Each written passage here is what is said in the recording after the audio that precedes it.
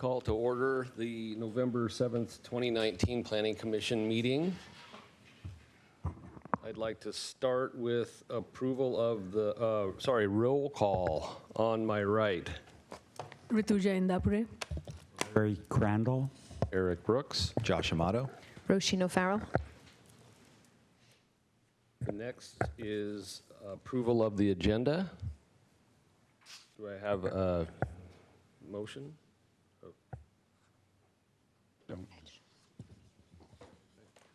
So if we can just, hearing none, we can just assume that it's passed, is that? Consent, right. Now on to approval of the minutes. Same rule apply there. We have consent.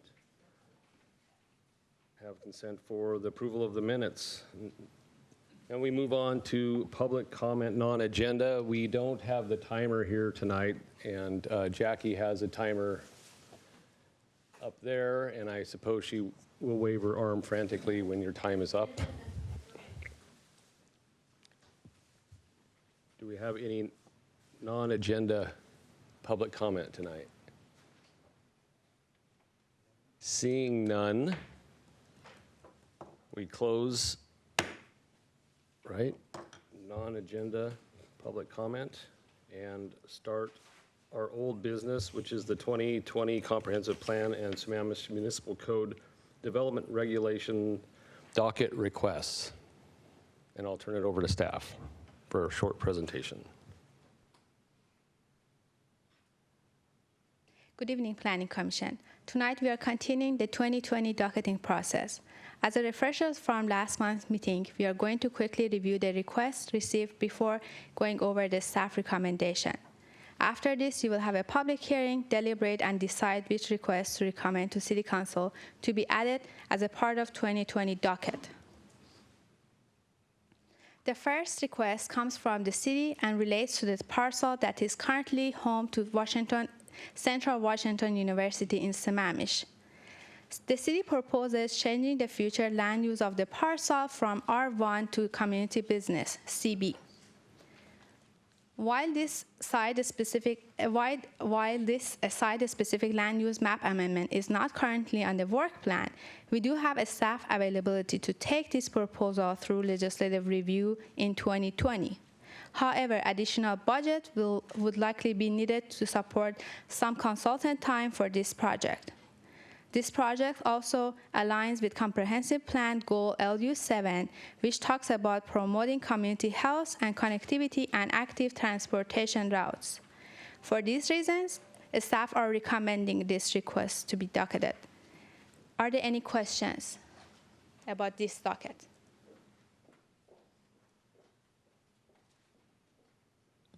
Maybe we can get to, I'm sorry. Maybe we can get to this later. But sure. What was the reason for the, did I miss it, the reason for the change to community business? Why the land use change request? So right now there's an inconsistency. The future land use map has this property zoned as an R1, and the current zoning map has the property zoned as an R6 interim. And I think there's a desire to potentially change the zoning here so that it better aligns with the use that it currently has and potential future uses as well. But we can have Doug talk more about that.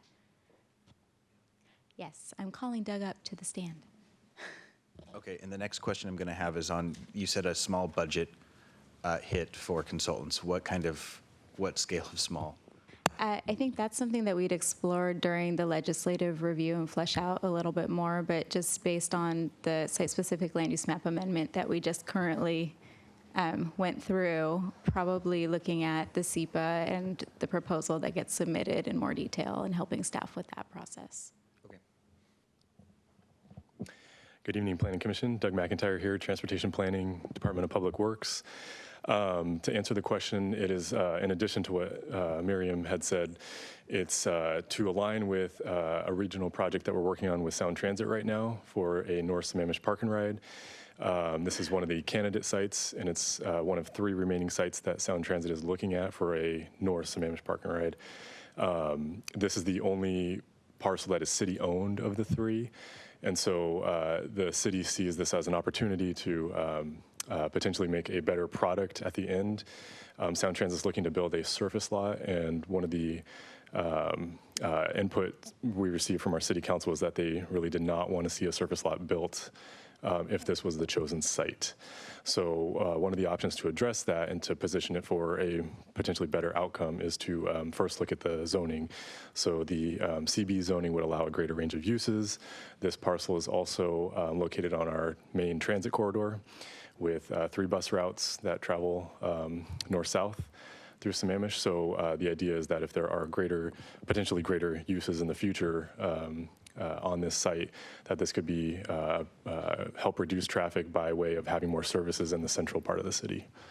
So that's kind of the main driving force behind it. Are there any other questions I can? Yeah, I was curious how much, there's a pretty extensive wetland network that goes along the whole boundary of it.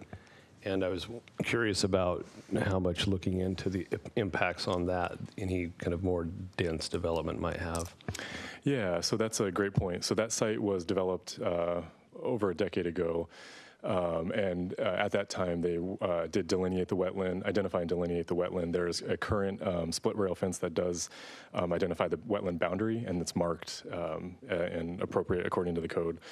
And so any development that does happen on the site would absolutely go through all development review, critical areas review.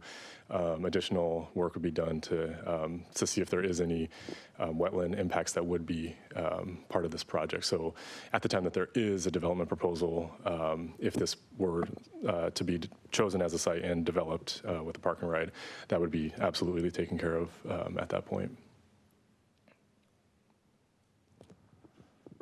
Are there any streams on that property right now? Yeah, so it kind of touches the northern boundary of that parcel. It's actually George Davis Creek up at that part, and that is partly the reason for the wetland and the fencing that you currently see there today. And is that classified as a stream type F right now? Do you know? Yes, so I don't know exactly off the top of my head, but I do believe it is fish bearing, and I do believe it's perennial, but that would all absolutely get reviewed as part of any development proposal should anything come in the future. Great, thanks. Thank you. Sorry, I have one more. Does the community business, would that allow for a multi-level park and ride structure in the code? Yes, it would. So part of the benefit of having the CB zone is that the maximum structure height is actually 60 feet as opposed to the 35 feet that it currently is. We think that does allow for a much more substantial park and ride facility. Again, Sound Transit is looking within their budget to build a surface lot, and going back maybe about 5 months or so now, our city council really did express their disinterest in a surface lot at that site. So we sort of took that input and went to the drawing board and said, okay, what are the options that we can look at for potentially, if this site is chosen, coming with an outcome that is not a surface lot. So part of it is the height limit, and then the idea behind all of this is that if there's a greater range of uses, potentially there could be other partners that would come in beyond just Sound Transit to really make it a good product. Yeah.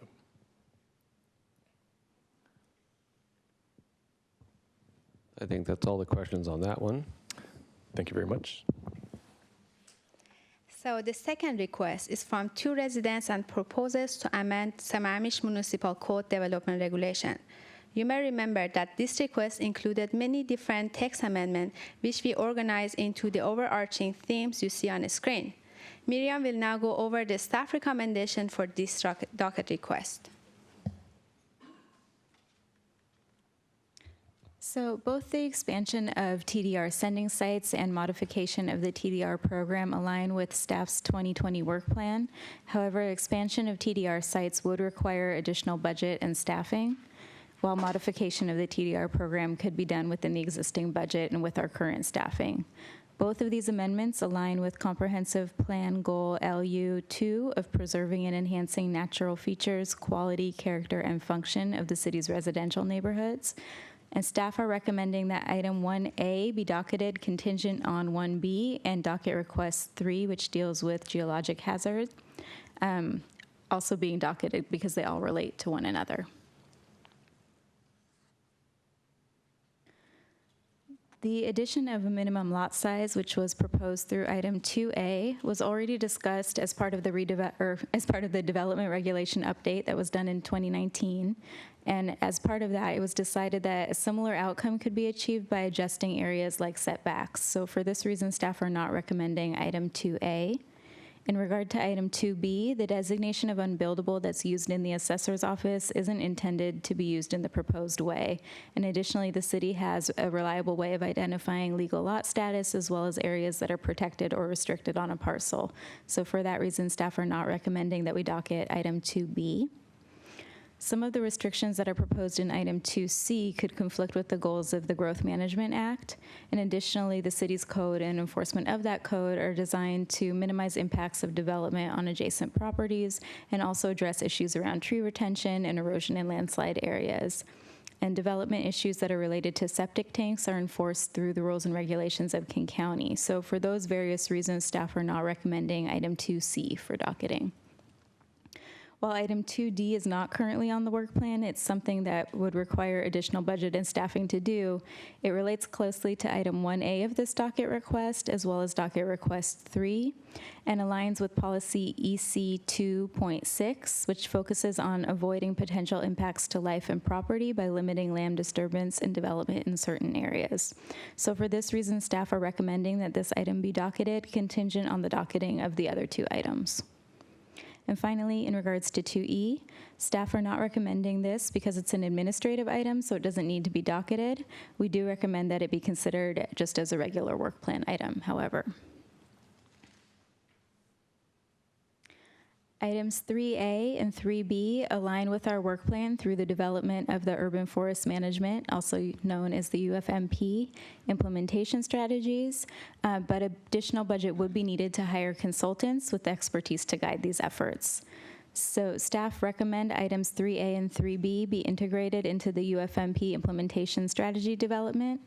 However, staff are not recommending docketed item 3C because it's already covered through our existing code.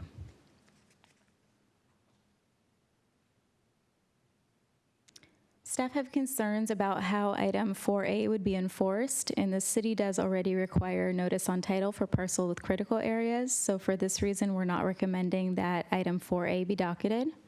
Items 4B and 4C align with our work plan, again, through the development of the UFMP implementation strategies.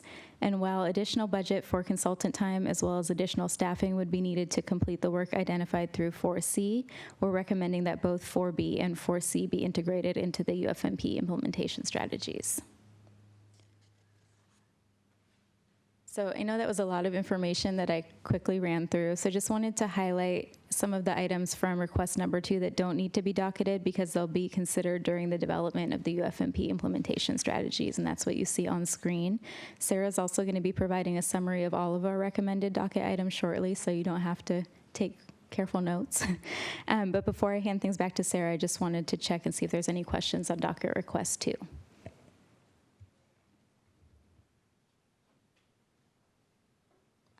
Go ahead. So I have a few questions. Sure. And it's just mainly clarification so I understand this better. So for 1B, when it talks about the TDR program, in the staff comment, you refer very specifically to the interlocal agreement that we have with King County. Mm-hmm. But potentially we can have this TDR within the city as well, right? Like receiving and sending sites?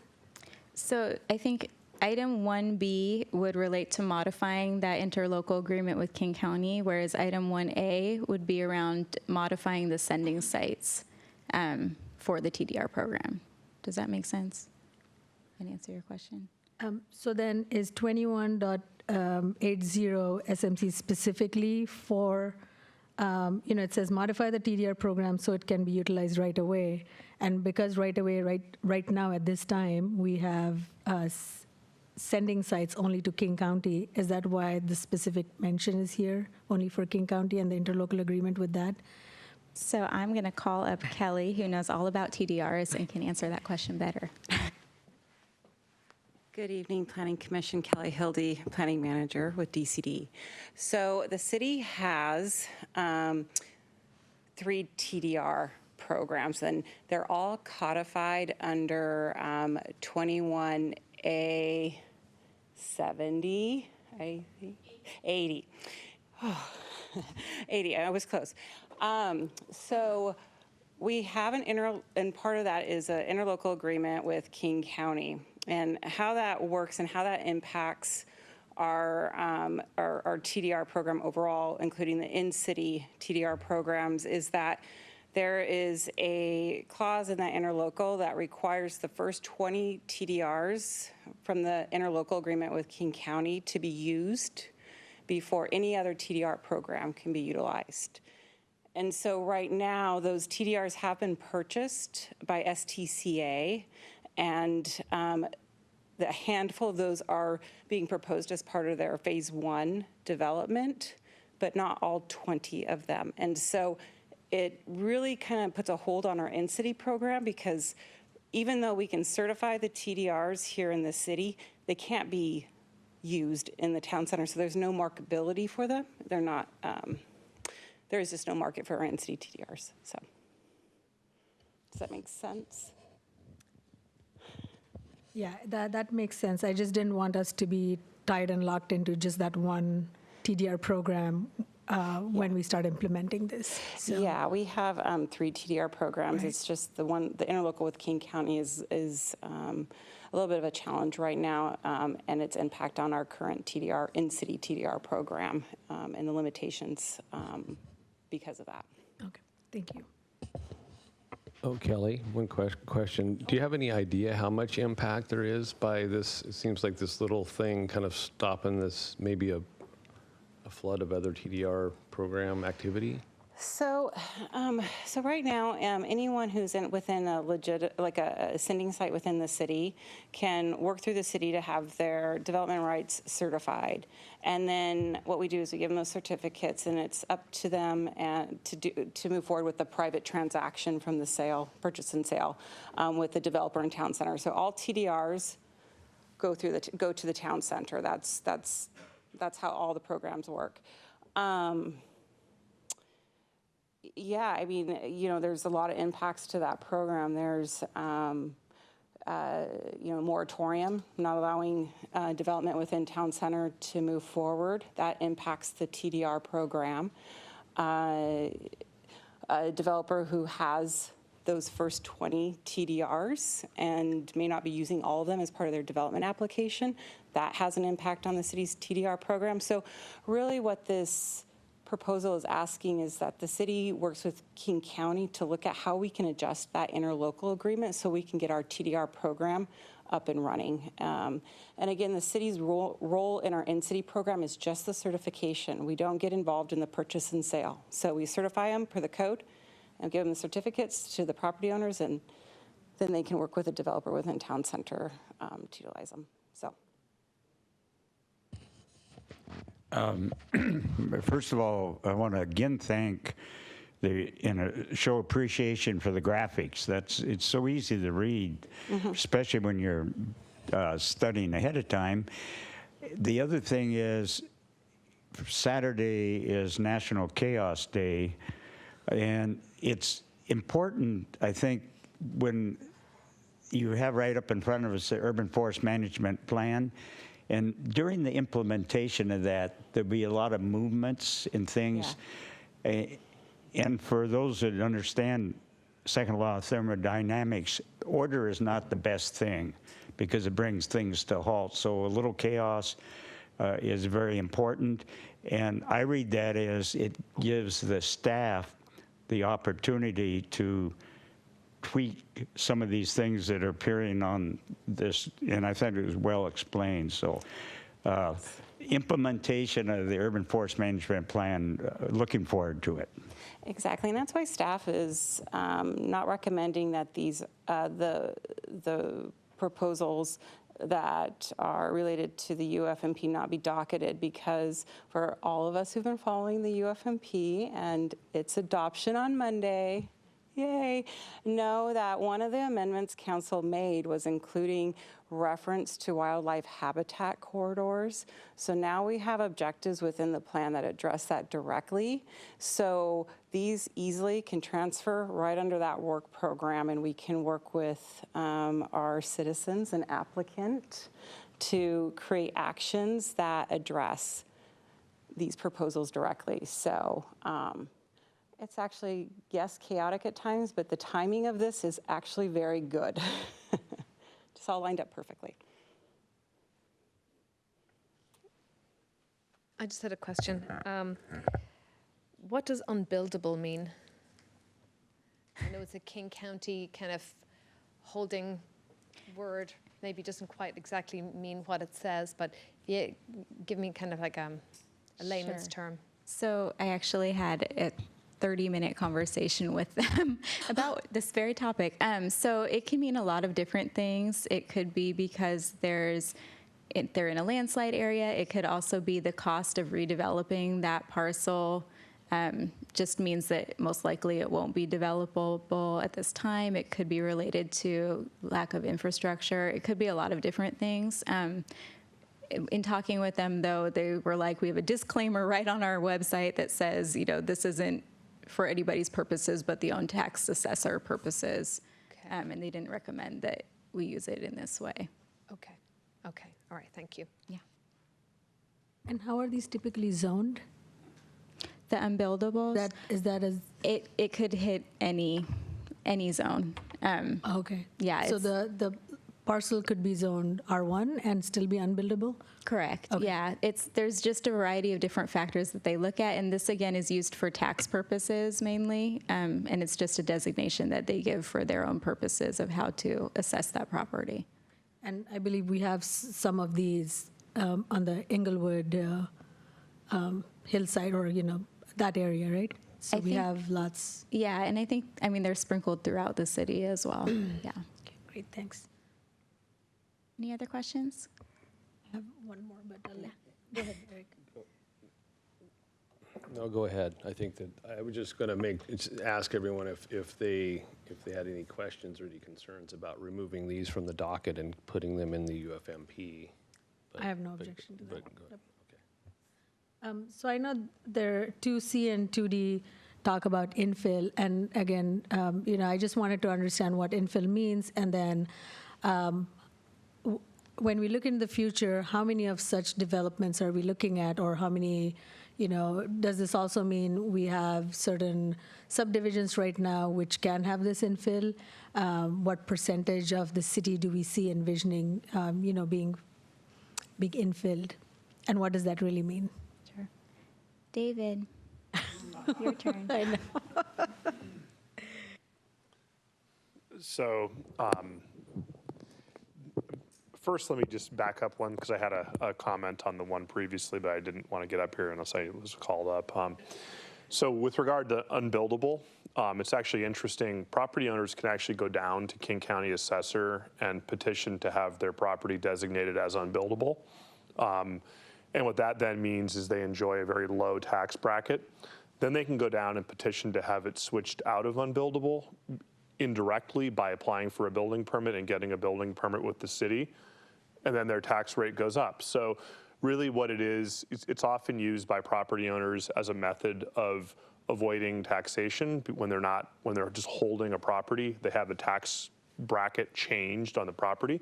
So we've seen that happen in a couple instances. So it's kind of unpredictable as to what that really means. That's why we don't recommend ever putting any weight on what that county assessor says. They really don't do a lot of homework to establish whether it's buildable or unbuildable. So then with regard to infill, the question that you had, what does that mean? What are we talking about here? We have many lots. I believe that the applicant who submitted this request, and they can speak to this in a few minutes when the public hearing begins, primarily was talking about lots that are found in the Inglewood and the Tamarack neighborhoods, where there are many parcels that are remnant, or just parcels that are undeveloped, that are fully vegetated, and that have a lot of impact on the adjoining community and neighborhood when they develop. And that often these are smaller lots, hence their request for a minimum lot size, and that it may not be appropriate or reasonable to develop these because of the implication that it has on character in that neighborhood. We see this as somewhat problematic because Washington State, if you own property, you have the right to use and enjoy your property. And for us to then pass a regulation that says that they can't develop it just because it's infill is somewhat problematic for us because it's considered to be a taking of property rights. So we could be taken to court for that, and we ultimately would have to buy the property from the property owner if we can't allow them to develop it, or if we don't allow them to develop it. So that, I believe, that those are some of the implications, but I believe that to mean that trying to protect properties that have certain characteristics or features, or that have certain risks associated with their development, is really what the intent was behind that. And there are other ways to get to that. I think some of these are listed up here: tree retention, replanting of native vegetation, also help us get there, but it doesn't change the fact that if you have a parcel, that you could propose development on it. If the city were to deny development on your parcel, you would have a claim in court, a takings claim in court, and the city may ultimately, through the finding of a court, have to pay the property owner for the value of that property.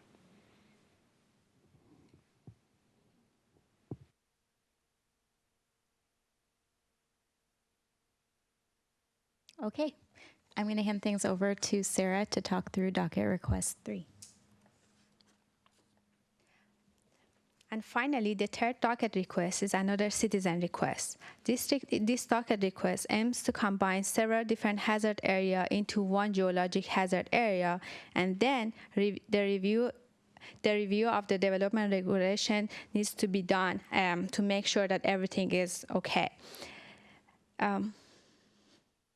This docket request aligns with our work plan and creates consistency with the GMA.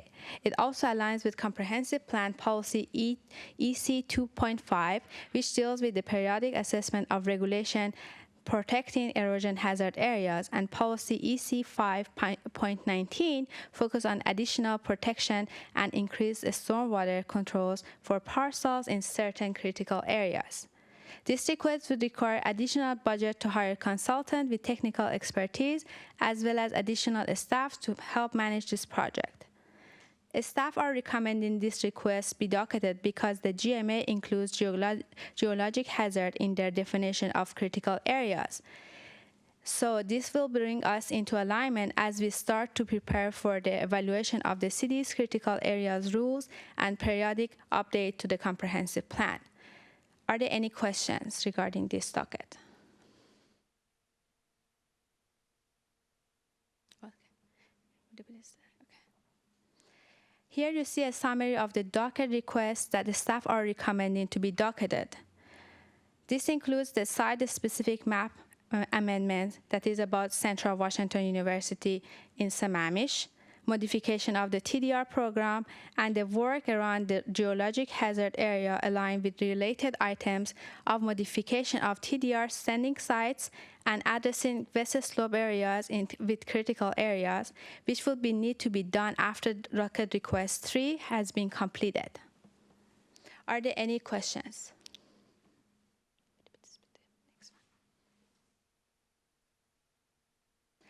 Before you open the public hearing, we wanted to do a quick recap about the key dates related to this project.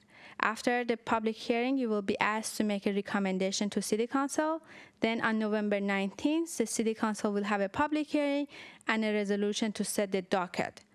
After this, any docketed items will be considered in 2020 during legislative review of the individual request. With that said, we hand it over to our Vice Chair to open the public hearing. Thank you. All right, so the next step tonight is public hearing. We had 7 minutes a person.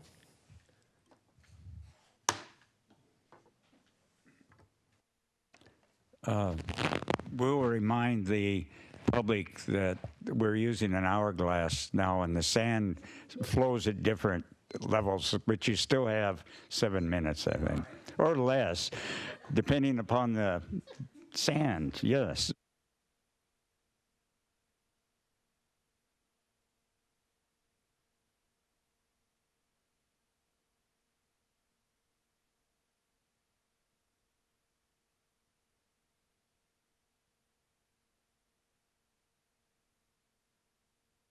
And enjoyed Commissioner Crandall's discussion of chaos, and I agree, versus stability. I've got a little input on the George Davis Creek over behind the Mars Hill property, which is now the Central Washington campus-owned city.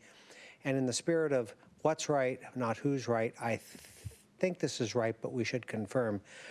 There's never been any fish in that part of George Davis Creek because it goes underground between there and the McDonald's in several places because of a huge glacial outwash.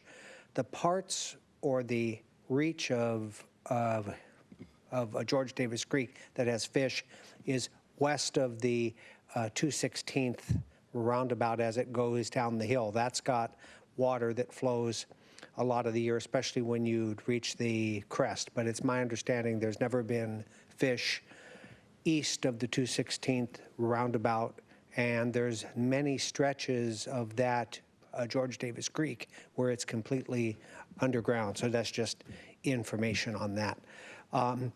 Regarding the upzoning change to neighborhood business or whatever the category is, makes sense for all the reasons outlined. And you can suspect what I'm going to say, but I'm not going to go into a lot of detail on it. I'll keep it short.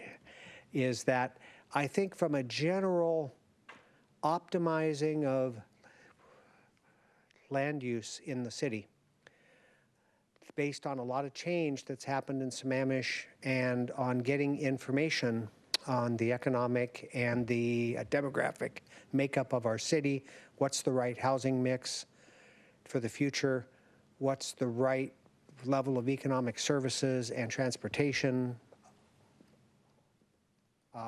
needs and wants. I think that that zone makes sense. From a standpoint of the current comp plan and how Town Center has very little of itself built out yet, and questions kind of swirling around that, it may not make sense in terms of citywide need, but I'm of the opinion that it should move forward for the reasons that are stated tonight, and I'm advocating that the city start to take a look at a enrich and sustain approach to the community, which is a optimal growth platform over time. Then I'll be getting some information out on that in the next month or so to underarch all the growth policies that have happened in the past, of which there have been 3. I think we need to take a look at a 4th and get information to inform all the growth approaches that has been missing over the years to help our community find and get past a lot of polarizing issues on growth. And I'm circling back to say that in context of working to optimize and get the best result for our community for housing, economics, and transportation, I'm in support of the city's approach on the docket to change the zoning on this site. I think it falls in line with that and makes sense for the reasons stated and for a optimizing approach. That's it. And I kept it under 7 minutes.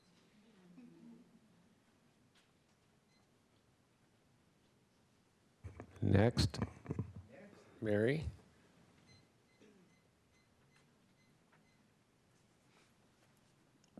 Hello, my name's Mary Wichter, and I'm here as part of Mary, quite contrary, Mary Johnson and Mary Wichter. She's not able to make it. I live at 408 208th Avenue Northeast in Sammamish, and as you know, I live in Tamarack, and Mary Johnson lives in Inglewood, if you didn't know that. So first, let me talk about the docket number 3, which is the geologically hazardous areas. I hope that you will just let that be docketed. It is recommended by city staff for docketing and the further consideration under the legislative review in 2020. The Department of Commerce and the Growth Management Act require that geologic areas are identified. Those include erosion, landslide, steep slopes, and seismic areas. Any jurisdiction that is responsible for GMA has to do it, so the city of Sammamish is responsible for doing it. Even if you're a jurisdiction who opts out of the GMA, you have to do critical areas. And even if you aren't related to the GMA at all, you still have to do critical areas. The Growth Management Hearing Board also says there's 2 categories. There's kind of the fish and the streams and the things that are natural functions, and then there's the life and property, and you have to do those. Currently, the Sammamish Municipal Code does not properly identify steep slopes. That affects any sloped area and also affects the top of areas which flow to your salmon streams. So the definition needs to get changed. Also, some of the things that would do steep slopes are in King County, but because our definition doesn't match, those don't even get set when you trigger a drainage review. For example, you don't see people up here talking about wetlands or salmon streams and asking for a different code, because wetlands have, I believe, a 150-foot buffer, and I didn't look that up, I'm doing that off memory, and streams have a 100 or 200-foot buffer if they're a salmon. There are no setbacks for landslide, no setbacks for steep slope. That's the type of stuff that needs to get fixed. Also, there was a lot of talk about erosion and the pilot not doing that. Erosion gets noticed when you build, landslides don't. That's the type of stuff that we want to have fixed. So I think you'll find when you do this docket, and I know it's supported by staff and was originally brought up as an idea by David Pyle, matching the concerns I had, it will be simpler to read, administer by staff, and implement for everybody and provide better protection. So I hope that you'll docket number 3 without question, and I thank you for listening on that. The second thing I'll address, David Pyle spoke very well on the TDR program and the unbuildables. What I'm going to say is if you own a lot that's highly constrained, but you own it, you have the right to build under an RUE, and you will still build if there's no other option. If there is no TDR program, if there is no way to get something else, in some of the lots you can't even get the taxes reduced. These are R4 areas, and Inglewood has some that are R16, R8, and R6. Those lots try to build because they're existing lots. So you can't just say we're just going to let them build. There has to be some other avenue. So if you can get the TDR program implemented and working, that would be great. Kelly also did a great job talking. The TDRs for King County, they wanted to make sure those were bought first. The 20 had to be bought. There's actually been 22 that have been bought. The city makes money off of those. And you can get a TDR from an erosion area, which covers a lot of Inglewood, but it doesn't cover anything in Tamarack. And then I believe the TDR program for Town Center says erosion hazard near sensitive water body. So that just kind of needs to be mixed together. It is worth changing. That's why it was submitted. And then just to go through these, I'll probably just go through them in the wonderful form that the staff made for the tables. Get to that page.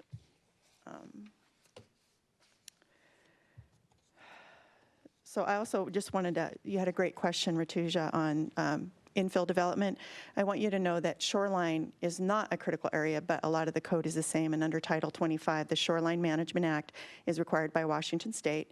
The Shoreline Master Program, or SMP, has associated guidelines to prevent the inherent harm in uncoordinated and piecemeal development on the state's shorelines. But other than that, it has avoid, minimize, and mitigate, which are exactly the same as environment and critical areas. In the historic areas where the plats were done a long time ago, and they're not new developments and they're not short plats, those are getting overlooked in the code. So that's where a lot of the things that Mary Johnson wrote up and then I wrote up, and we had enough similarity, we kind of wrote them up together and did them as 2 dockets. So I hope that you will do the expanding the TDR program so that the gaps where Inglewood and Tamarack can get filled in, because there's kind of a gap there, and allow it to be modified so it actually is functional, so the city can save some of those, put the development in Town Center where it belongs, and have it function and not be in conflict with King County. And since King County's already sold their 20, that makes sense. I would think they would do it. I understand the minimum lots and the unbuildable. Unbuildable a lot of times is related to an old road that used to be that was never built, or septics. So I understand what they're saying, but those lots are still trying to build even though they're highly constricted. For west sloping areas, we really do need to try to do something. I would ask that separate from the docketing things, if you guys could make a motion tonight, because I know you've talked about maps before, and just say that the landslide tracking system and other things like streams layers or slopes layers, those could be added to the map so you have support from the Planning Commission to move forward. And then I know David would like some budget added so that they'd be able to do that. But those are not items to be docketed, but they would like to have them in the work plan. So I would like to ask that you do a recommendation or a motion from the Planning Commission regarding 2E and other maps if you want to throw that in. We're totally fine with the items from Mary Johnson's that are urban forestry management plan related, putting them in that because that will come first. Public comment was to fast track that and try to get it done earlier. So if it gets done, then it would not need to get done under the docket, but it does need to get done. On the native growth protection easements, they're defined in stormwater code in King County. They're only for the county. They are implemented in the city because the city inherited that.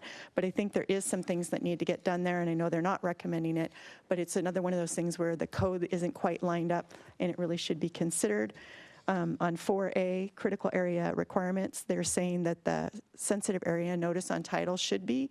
I read it in the code that it should be, but I know lots develop that are in critical areas that don't get them recorded. So I don't know if that's a process problem or something, but that's why that got put on the list.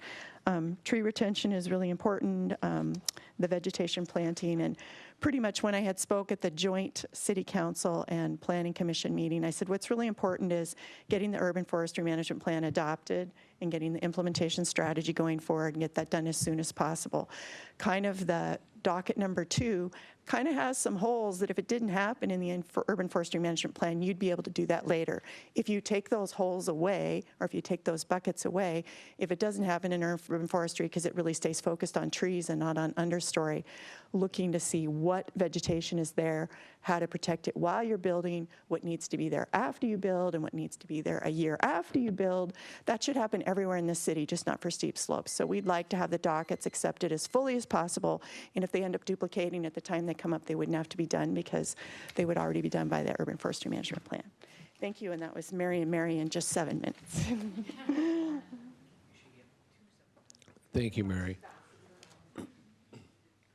Any other public comment? Seeing none, I close public comment. To move things along, I move that the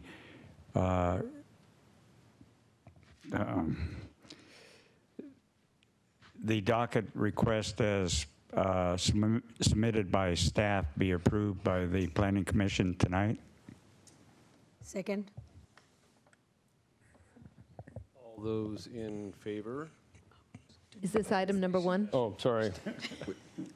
Of having a discussion. No, no, I open it up for discussion. So is this just the first docket? This item number 1? Oh, no, I meant all. The whole thing. That would speed it up. Got it, okay.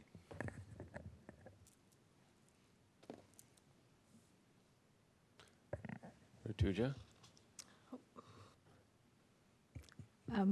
I was able to go through the package, so thank you, Miriam, for putting together the graphic. I think, yes, that really helps.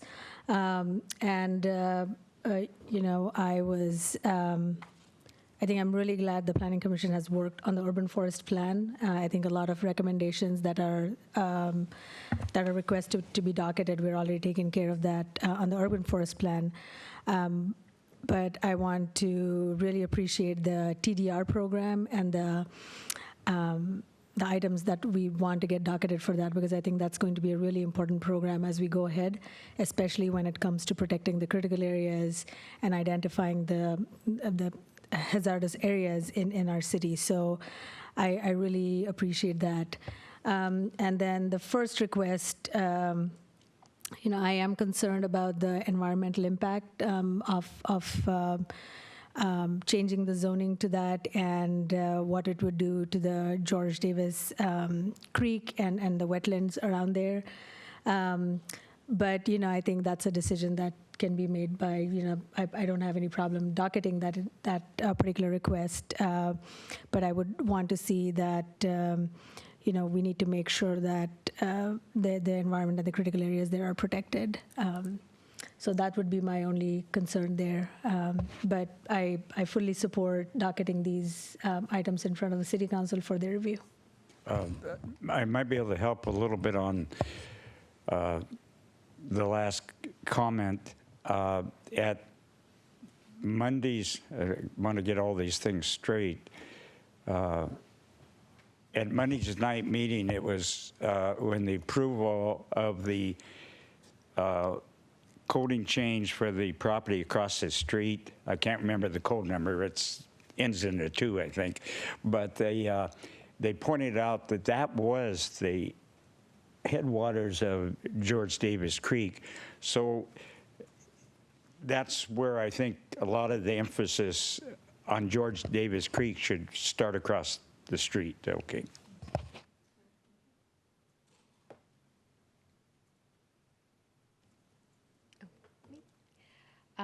So we're just talking about the first item right now, or we can talk about all of them? Okay. Yeah, so I support docket request number 1 going forward. I know that Sound Transit have been busy trying to find a site in the city, and I know those sites are kind of limited. So it would be nice to kind of move that forward and see what happens there.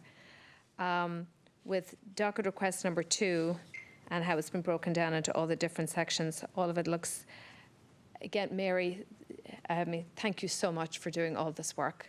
I mean, when I hear you talk at the podium, I'm astonished, and I try really hard to keep up and take in everything that you say. And I just sometimes just want to like parcel you up and kind of take you and say, everybody, please listen to this. So because I can't retain all the information you give me, but I know every single word of it is really important. So thank you so much. And to your partner, Mary, also, for working so hard on this. I would like to see that even if some of the items that Mary has proposed on request number 2 don't go forward on the docket, for example, 2E, if it does somehow end up on a work plan somewhere, that we don't kind of forget all these great issues that Mary brings to our attention, and she brings them to our attention time and time and time again. And so I admire how she never gives up and keeps bringing these issues to our attention. So even if some of these items don't kind of fit the mold for a docket item, that we don't lose sight of all this great work that still needs to be done. And I know it's again more work on your plate, but we've all got the city's interests at heart, and we just want to make sure we catch all these things. So particularly 2E, if we can somehow manage to get that on a work plan somehow going forward in 2020. And I just had a question about 4A, in the tree retention, tree and vegetation retention. Is this, when it says adding regulations to require properties with notice of critical area on the property, that they would make sure that they would take care of it? Is this mostly an enforcement issue, that we're kind of concerned that we wouldn't be able to follow up on this with property owners? Okay, and I know that that's also has come up under our tree retention, on our 35% tree retention policy, that one of the issues that have come up with that is basically enforcement issue too, and that we need to staff accordingly in our city. Because I do agree with 4A, and I think that is something that we really need to look at, given that most of our trees and most of our critical areas are on private land, and that we do need to work hand in hand with our residents and help retain all this wonderful facilities that we have, that we just inherited just by being here. So that if it's a case of not having enough staff, that's something our city needs to work on, and staffing our city appropriately so that we can enforce these regulations and maintain the city that all of us say that we want a high tree retention policy, we want a green-looking city. Well, then we need to give our city the staff power to do that. So it's unfortunate that can't make it on the docket for that issue. But otherwise, I support everything on docket number 2 and docket number 3, or item number 3, I mean. So item number 2, I support. Item number 3, also I support. Thank you.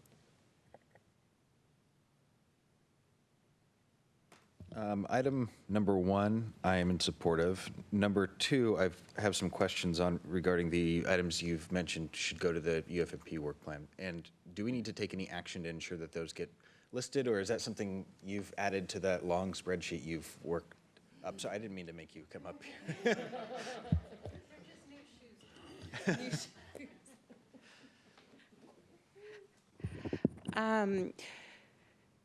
Yes, because what was adopted on Monday addresses these. So when we start on those implementation strategies early next year, and actually that's what I'm working on right now is our proposed work plan.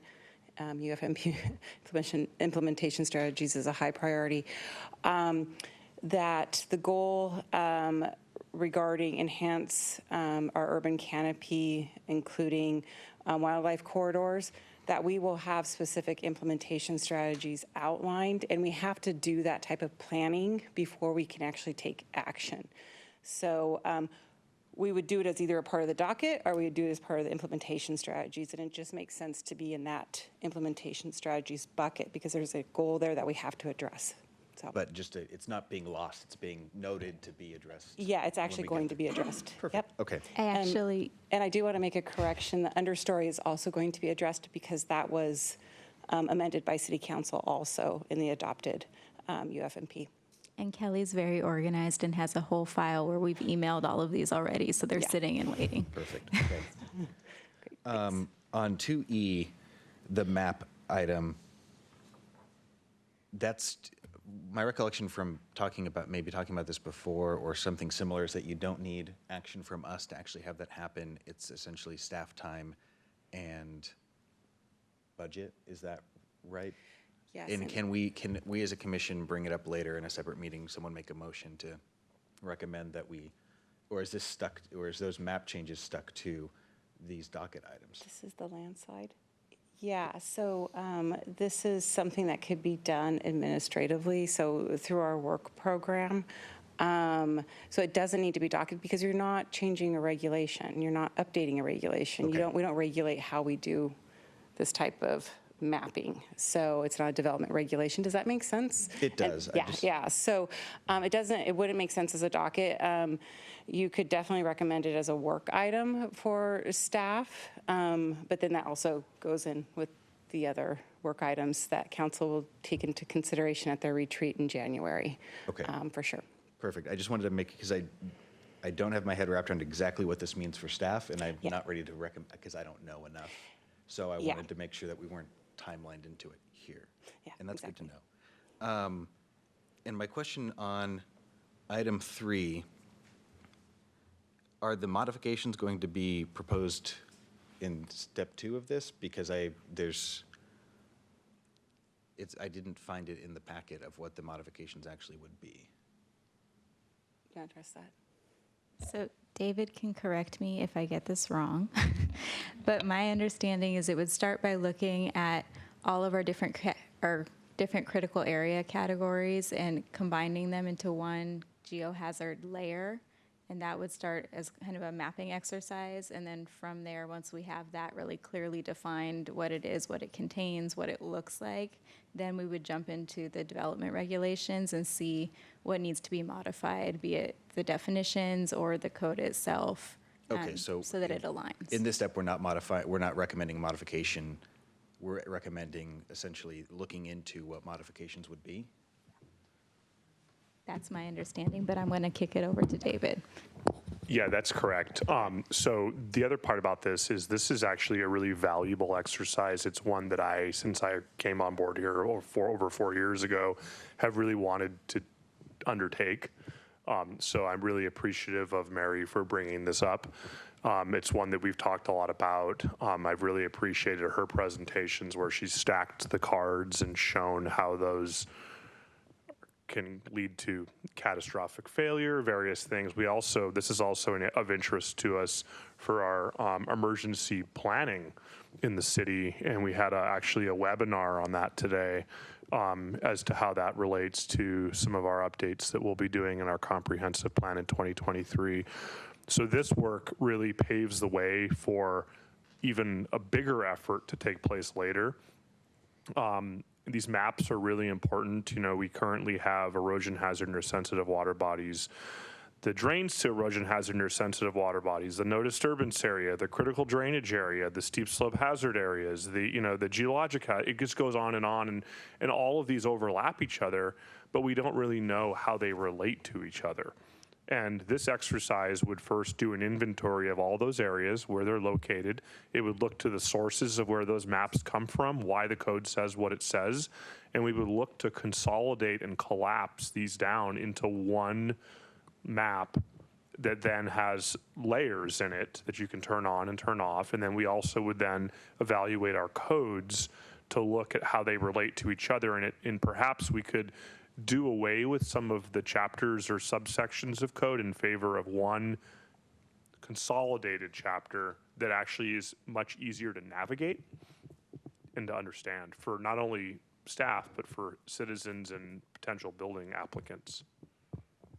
Okay, perfect. Thanks for providing clarity. I just wanted to make sure I understood what I was voting on, so that's good. I'm in support of the motion.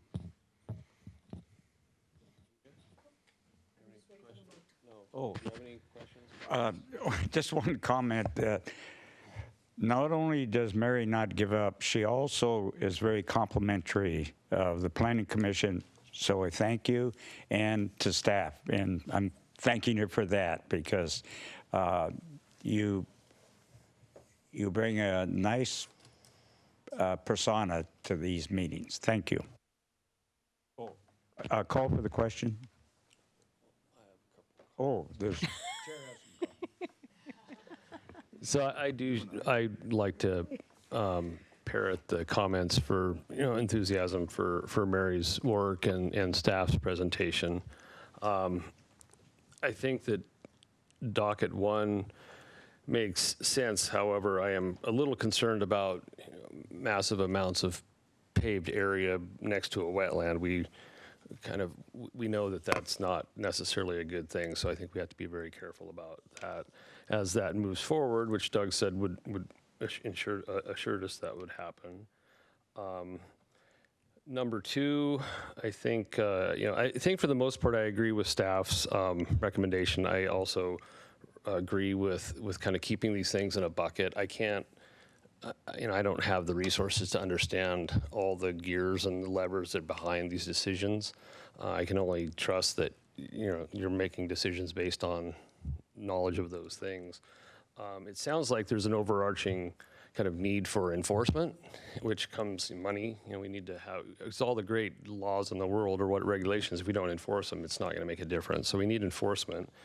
It sounds like we need a really good GIS department, and that is, would really be helpful for these mapping exercises. I think having these enhanced mapping is incredibly valuable and important. And I wonder a little bit about, on number 4, I'm wondering, there's some concern about how do we go about policing this, but isn't it similar to like LID BMPs where it's the same type of thing? It's on private property. We're going to have to go out there and make sure it's being maintained. Why is that any harder or than, why is it any different? Or why couldn't it be handled in a similar manner?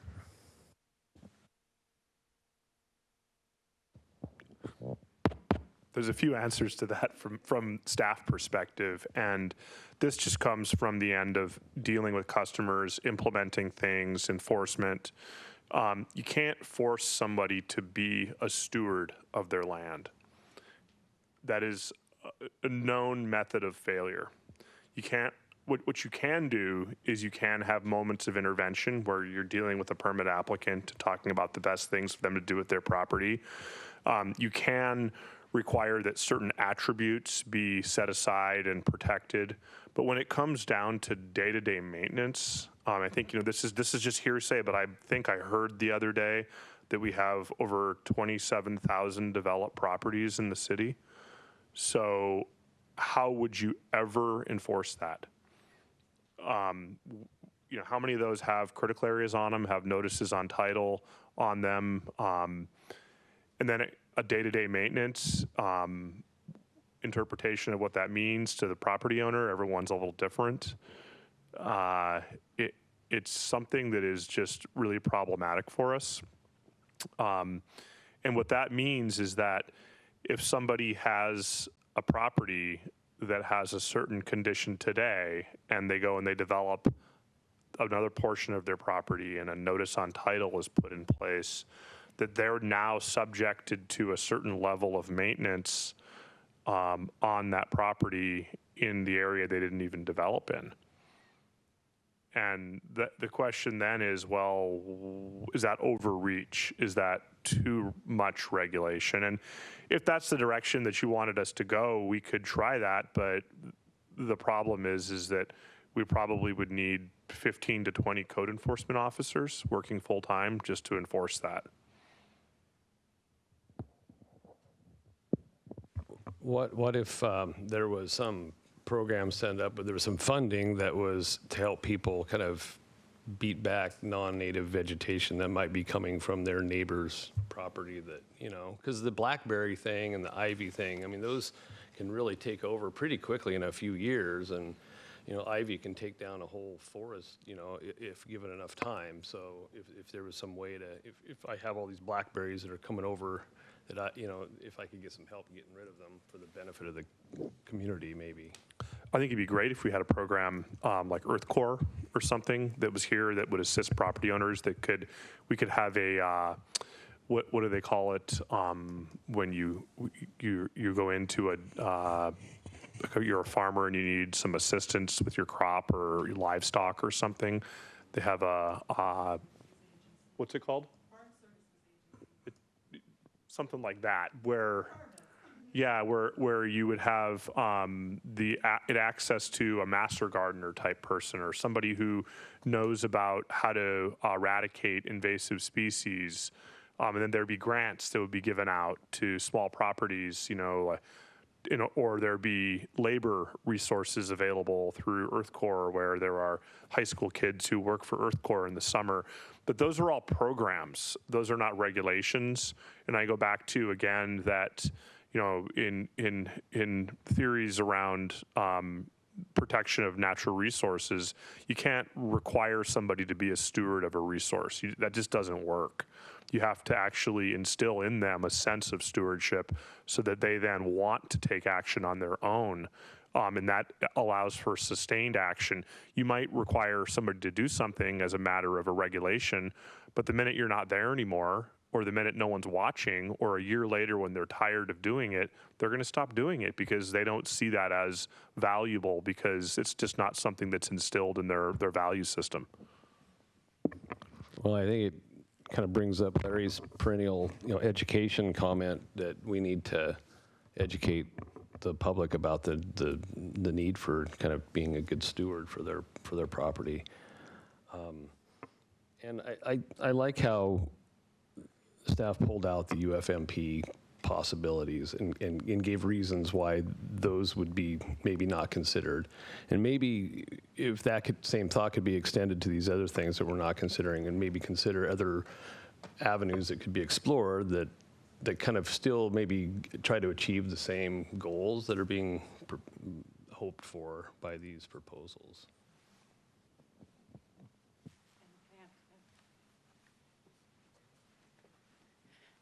Absolutely. And again, we're referring to a lot of programming and further development phase to hopefully get to some type of regulation implementation.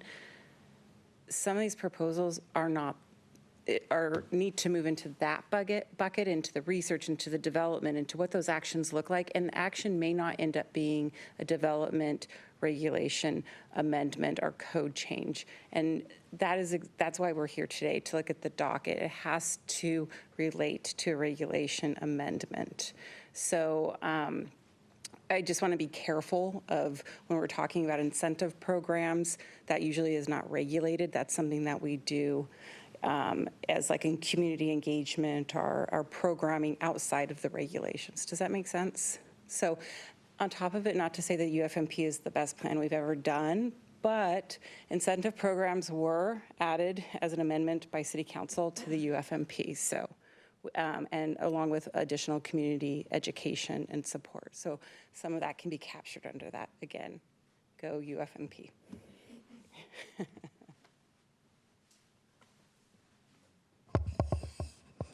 You can go.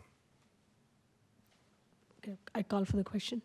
Yeah, you don't have to second that. No. So what do I do? Second. So I have a motion and a second. Can I have all those to agree, say aye? Aye. Aye. Aye. All those that don't say nay? It passes unanimously.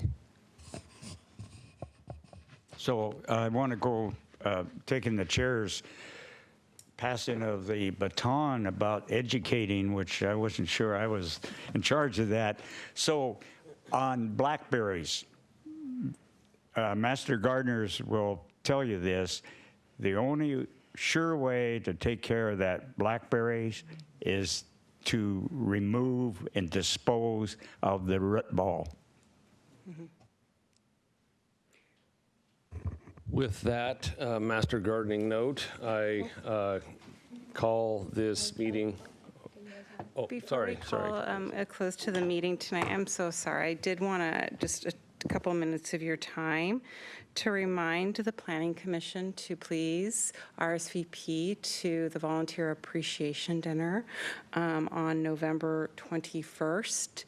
For our new commissioners. Josh, looking at you, it is a wonderful event, and we want to have you all there to celebrate your commitment to the Planning Commission and to your community, because you do so much, and the time you put into serving on the Planning Commission is so honorable. So thank you. And we never win the table quiz. Well, we're gonna load that table up. We'll put experts in on that table. Because we of the Volunteer Appreciation Dinner, we will not have a Planning Commission meeting that night. That has been canceled. It has been rescheduled to December 12th, and that will be a public hearing on the Wireless Communications Facility Code update.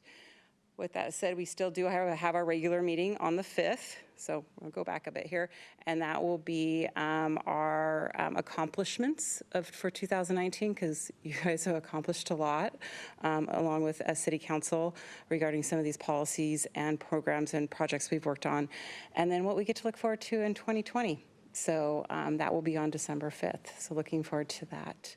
And of course, that will be a potluck, as always. So more information to come on that, and we'll be coordinating that with Jackie. So thank you. Thank you, Kelly. Am I allowed now? Yes. All right. Adjourned.